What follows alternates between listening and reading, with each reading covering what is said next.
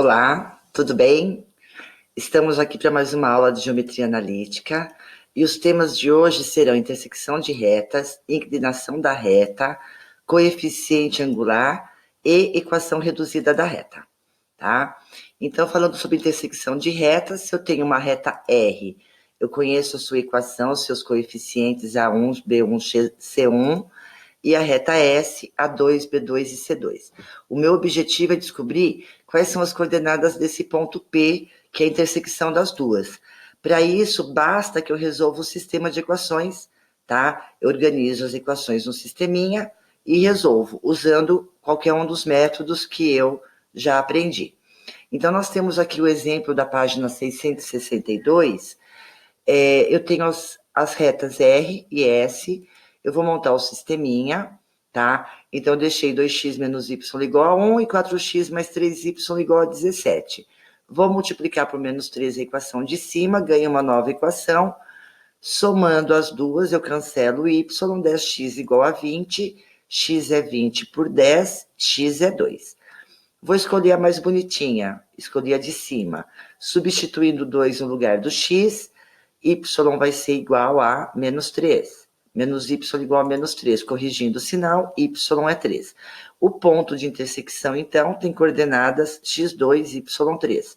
O nosso autor trouxe a resolução usando o método da substituição, tá?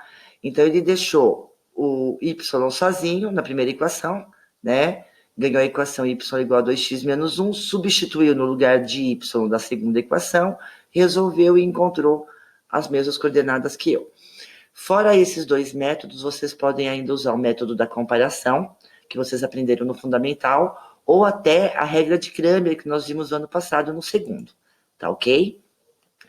Aí nós temos o exercício resolvido da página 663, ele pede para determinar quais são as intersecções, quais são os vértices, né, de 3 retas que formam um triângulo. Então, eu vou atrás de resolver o sisteminha que forma com a reta R e a reta S, a intersecção entre R e S, eu batizei de ponto A, que nós batizamos de ponto A. A intersecção de R e T foi batizado de B, e a intersecção entre S e T é o ponto C.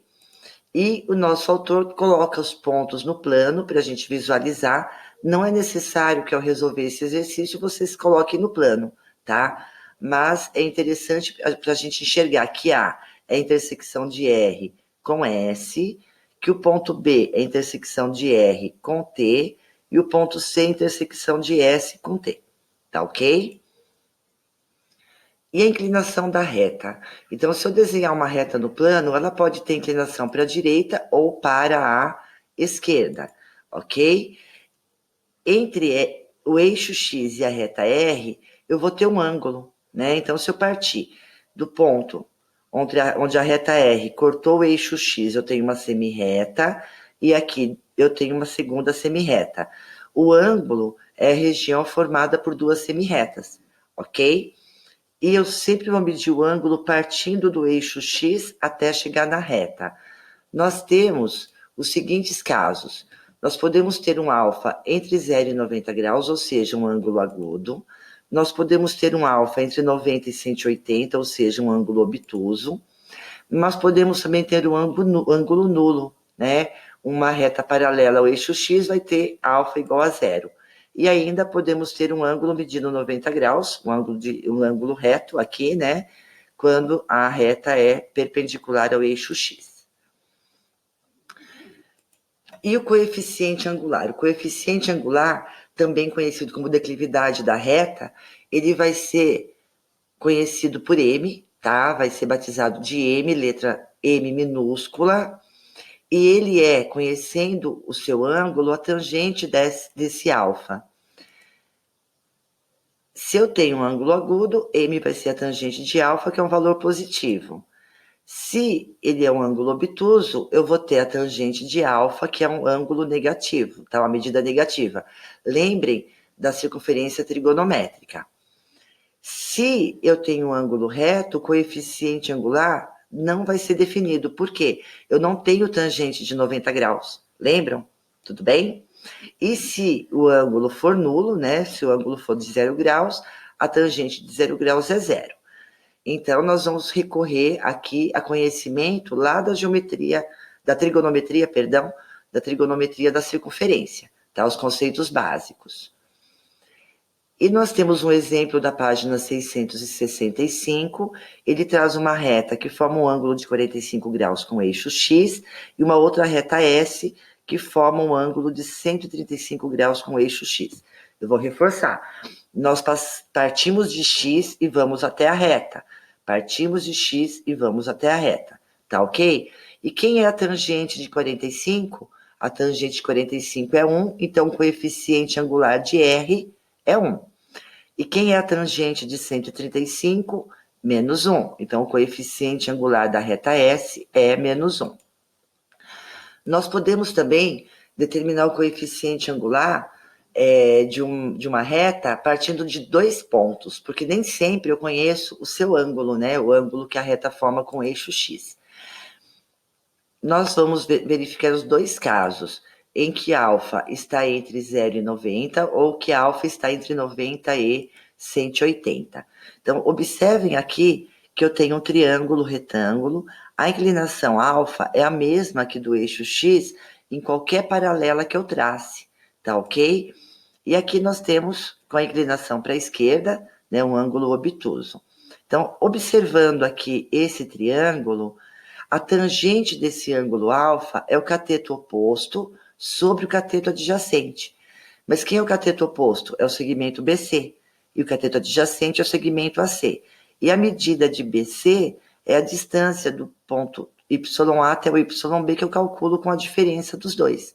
A mesma coisa acontece aqui com a reta, esse segmento paralelo ao eixo X, XB menos XA. Então, a tangente de alfa, além de ser... a tangente de alfa é o coeficiente angular, que também é o M, não é? E pode ser essa variação entre Y e sobre a variação de X. Então, o coeficiente angular é a variação de Y sobre a variação de X. Mas, professor, eu parto de YB para YA ou posso inverter? Vamos ver um exemplo agora. Nós temos aqui 2 pontos, o ponto A e o ponto B. Né? Conhecendo suas coordenadas, qual é a variação do Y? Então, eu tenho 4 menos 2 e menos 5 menos 3. Eu vou ter 2 sobre menos 8, que vai ser menos 1/4. Aqui é a diferença de A para B. E se eu pegar a diferença de B para A, ou seja, 2 menos 4 e 3 menos o menos 5, eu vou ter menos 2/8, que é menos 1/4 também. Não importa de onde eu parta, o que é importante, se eu peguei em cima de A para B, embaixo tem que pegar de A para B, senão eu vou ter um problema com o sinal. Tudo bem? Aí eu estou deixando como sugestão para vocês os exercícios da página 666, tá? E agora a gente vai falar da equação reduzida da reta. Se eu considerar uma reta R, tá? Eu conheço aqui a inclinação dela, o ângulo alfa, tudo bem? E o ponto onde essa reta cortou o eixo Y em cima do ponto N, tá? Nós vamos usar a formulinha para calcular o coeficiente angular. Quem é o ΔY? N menos esse Y. E quem é o ΔX? X menos o zero, tá? Então, M vai ser Y menos N sobre X, tá? ΔY sobre ΔX é o nosso M. Brincando com essa equação, eu tenho que Y é igual a MX mais N. Essa é a carinha da equação reduzida da reta, tá? M vai ser chamado de coeficiente angular de R, e N, que é a ordenada do ponto R, a ordenada do ponto em R, né? Em que a reta corta o eixo Y, é o coeficiente linear. Então, M coeficiente angular, N coeficiente linear. E a equação reduzida, ela é Y igual a MX mais N. Algumas observações. Se a reta R for horizontal, a tangente é zero, tá? Então, a equação reduzida vai ser simplesmente y igual a n. Agora, se eu tenho uma reta vertical em que eu não tenho a tangente, tá? A tangente de 90 graus não existe, eu não tenho uma função. Por isso, eu não tenho como escrever a equação na forma reduzida, tá? Eu não tenho como deixar y igual, porque eu vou ter apenas o x. Aí nós temos aqui na figura a medida do ângulo de inclinação de R é de 60 graus, tá? E R intersecta o eixo das ordenadas em 0, 2. Então, o corte aqui no eixo Y é em cima do 2. Quem é a tangente de 60 graus? A tangente de 60 é raiz de 3. E quem é o N? N é 2. Então, a equação reduzida, y igual raiz de 3x mais 2. Então, essa é a forma reduzida dessa reta. Aí, se eu quiser na forma geral, basta eu passar o y para o outro lado e igualar a zero. Tá ok? Nós temos aqui agora dois pontos, o ponto A e o ponto B, e eu quero encontrar a equação reduzida dessa reta. Uma forma de encontrar a equação reduzida é achando o coeficiente angular, então variação de y sobre variação de x, encontrei que o coeficiente angular é menos 1. Observem que a inclinação da reta é para a esquerda, né? O ângulo obtuso. Eu vou ter sempre coeficiente negativo. A equação reduzida de S, escrita provisoriamente como y igual a menos x mais n. Por que provisoriamente? Porque eu não tenho n, eu tenho que ir em busca desse n agora, tá? Eu tenho que descobrir onde que a minha reta cortou o eixo y. Então, nós podemos substituir como não sabemos qual o ponto em que S intersecta o eixo y, vamos substituir x e y, né? Então, eu tenho que 2 é igual a menos 1 mais n. Escolhi um ponto, que é o ponto A, de coordenadas 1 e 2. Poderia ter escolhido o ponto B, tá? Então, substituindo, isolando n, eu tenho que n é 3. Agora sim, eu posso afirmar que a equação é y igual a menos x mais 3. Uma outra forma de encontrar essa equação reduzida seria colocar esses dois pontos no determinante, tá? Aplicar Sarri, igualando o determinante a zero, e depois eu poderia ter isolado o y, mas isso a gente vê depois, tá ok? Observações. Se uma reta não é vertical, é possível transformar a sua equação geral em reduzida, tá? O que eu acabei de falar. Se eu tenho a equação geral, eu isolo o y e eu consigo encontrar o valor de x. Eu não vou pedir para vocês ficarem decorando essas formulinhas, tá? Mas como o autor trouxe, o m também pode ser calculado por menos a sobre b. E o n pode ser calculado como menos c sobre b, tá?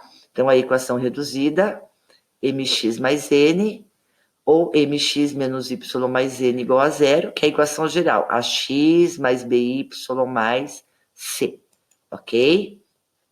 Aí nós temos aqui um exemplo, né, que eu tenho uma equação geral, eu vou isolar o y, 6y menos 3x menos 7, deixando o y sozinho e passando o 6 dividindo, importante, eu vou passar dividindo o x e dividindo o termo que não tem x, tá? Simplificando, eu tenho menos x sobre 2 menos 7 sextos.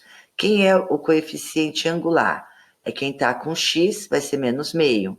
E o coeficiente linear vai ser menos 7 sextos, tá ok? Inversamente da equação de uma reta S, em sua forma reduzida, né?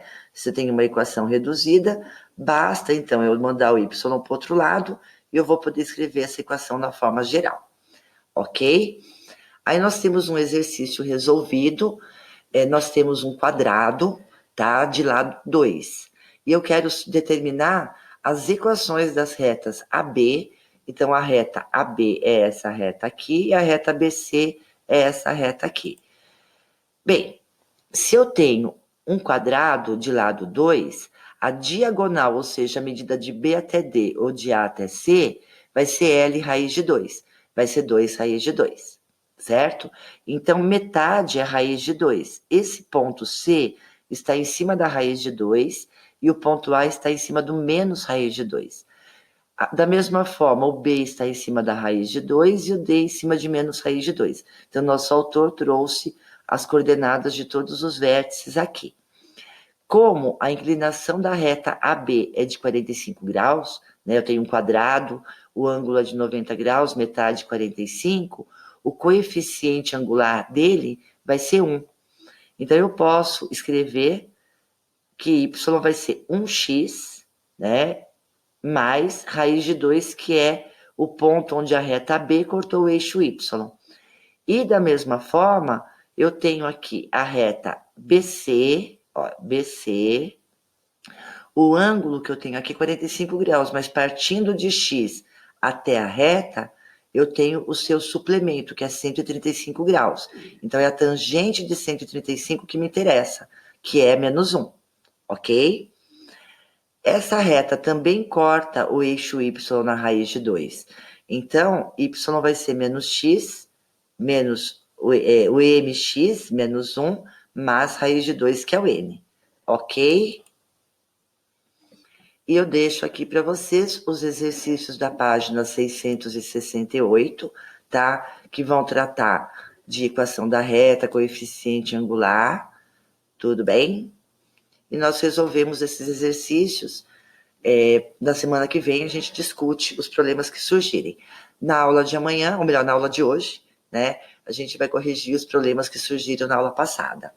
Eu trouxe aqui uma frase de uma matemática, Marian Mirzakhani: você tem que investir alguma energia e esforço para ver a beleza da matemática. Fiquem com Deus, um beijo grande a todos, tá? E até a próxima.